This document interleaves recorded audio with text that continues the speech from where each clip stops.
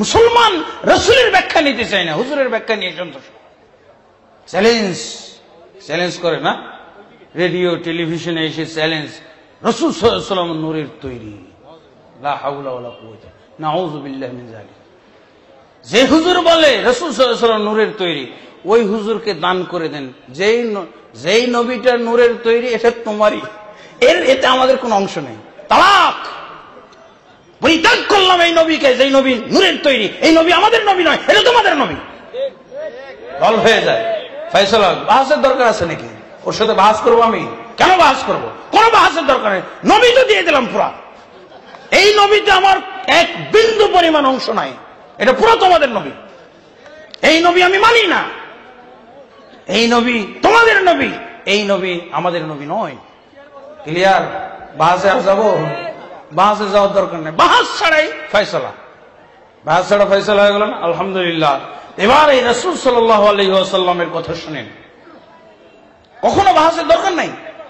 এবার আপনি এই যে ব্যাখ্যা শুনলেন, রাসূল সাল্লাল্লাহু আলাইহি ওয়াসাল্লাম থেকে শুরু করে সাহাবী, তাবী, মক্কা মদিনাতে আজ পর্যন্ত যত মুসলমান বসবাস করেছে, সবার সাথে আপনার আকীদা মিলে গেল। আল্লাহু আকবার, সুবহানাল্লাহ, আল্লাহুম্মা লাকাল হামদু ওয়া লাকাশ শুকর।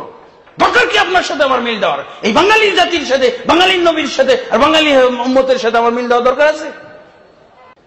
তারা আরো কিছু রাসূল সাল্লাল্লাহু আলাইহি ওয়াসাল্লামের গুণ ব্যবহার করে। তিনি গায়েব জানতেন, তিনি গায়েব জানতেন। ওই গায়েব জাননেওয়ালা নবীটাকেও এই নূরের নবীর সাথেই হাদিয়ে দিয়ে দেন। একদিনের জন্য এই নবীর প্রতি ঈমান আনা যাবে না, ঠিক আছে? আল্লাহু আকবার। তাহলে কোরআন অনুযায়ী রাসূলের প্রতি ঈমান আনা হলো। যদি আপনি এই গায়েব জাননেওয়ালা নবীটাকে বিশ্বাস না করেন, তাহলে এবার আপনার ঈমানটা রাসূল সাল্লাল্লাহু আলাইহি ওয়াসাল্লামের প্রতি ঈমানটা হয়ে গেল কোরআন মোতাবেক, রাসূলের হাদিস মোতাবেক, সাহাবায়ে কেরামের মোতাবেক এবং তাবেঈগণ, তাবেঈগণ সমস্ত আহলুস সুন্নাহ ওয়াল জামাত সাথে মিলে গেল। আর আপনার কষ্টের কারণ কি? ওই নবী দিয়ে দেন হাদিয়া। ওই নবীতে আমার কোনো অংশ নাই, কোনো আমার আফসোস নাই। এই নবী তোমার। আমি কিয়ামত কাল পর্যন্ত এই নবীকে তালাক দিলাম, যেই নবী গায়েব জানেন। আর ওই নবীকেও তালাক দিতে হবে যেই নবী জিন্দা আছে, বুঝেছেন? জিন্দা নবীকেও তালাক, ওদেরকে হাদিয়ে দিয়ে দিলাম। কোনো বাহাস নাই। এগুলো নিয়ে অনেক সময় বাহাস ডাকাডাকি করে, বুঝেছেন? ক্লিয়ার হয়ে গেল। আর বাহাস ডাকবেন? কোনো বাহাস নাই।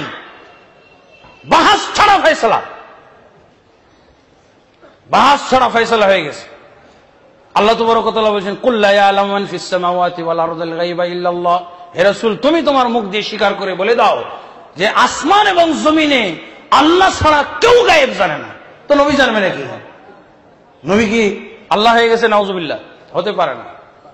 এরপর আল্লাহ রাসূল সাল্লাল্লাহু আলাইহি সাল্লাম সম্পর্কে আল্লাহ কি বলছেন? ইন্নাকা মাইয়িতুন ওয়া ইন্নাহুম মাইয়িতুন। নিশ্চয়ই তুমি রাসূল, মরণশীল, এবং তারাও মরবে। ওয়ামা মুহাম্মাদুন ইল্লা রাসূলুন ক্বাদ খালাত মিন ক্বাবলিহির রাসূল। মুহাম্মদ তো রাসূল ছাড়া, মুহাম্মদ রাসূল ছাড়া কেউ নন। ক্বাদ খালাত মিন ক্বাবলিহির রাসূল, তার পূর্বে বহু রাসূল অতিবাহিত হয়ে গেছে, বহু রাসূল অতিবাহিত হয়ে গেছে, তাই না? তাহলে বহু রাসূল অতিবাহিত হয়ে গেছে। যে রাসূলের চরিত্রই যদি না মরা হয়, তা অন্য রাসূলগুলো গেল কোথায়? হ্যাঁ, আল্লাহ রাসূল সাল্লাল্লাহু আলাইহি ওয়াসাল্লাম তো বলছেন, আল আম্বিয়া ইখওয়াতুল আল্লাত। নবীগণ সবাই হইল বৈমাত্রিক ভাই। নবীগণ সবাই ভাই। ভাইরা মারা গেল আর এক ভাই থেকে যাবে কিয়ামত পর্যন্ত। কি জন্য তালাক দিতে বললাম? যে নবী জীবিত, মরে নাই, ওই নবীকে হাদিয়ে দিয়ে দেন। ওদের নবী ওটা, আমাদের নবী। বন্ধুগণ,